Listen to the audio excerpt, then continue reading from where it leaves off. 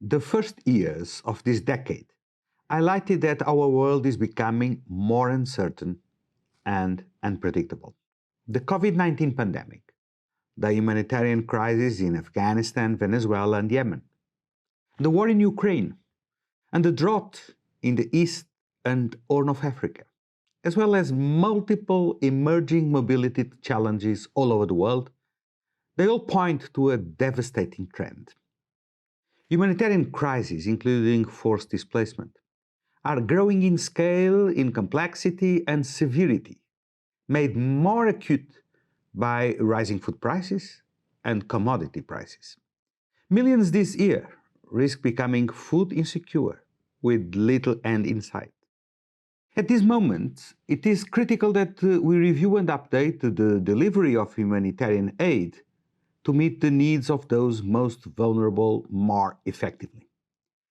On this World Humanitarian Day, I would like to commend the role of local communities, authorities, and organizations, the role they play in the response to humanitarian crises. In fact, COVID-19 has brought first responders such as local and migrant communities to the very forefront of emergency and recovery efforts. This has pushed IOM to find new ways to empower and engage local communities. But we must do more, and we must do better. Impactful and lasting humanitarian cooperation demands the full inclusion of civil society and local actors, particularly minorities and marginalized groups. We are committed to listening to the people we serve. Only through this approach can we ensure that solutions are empowering, appropriate, and achievable.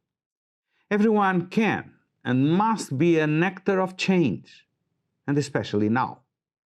The last 2.5 years have taught us that by involving all local and regional stakeholders, we can tackle humanitarian crises in a more effective way than ever before.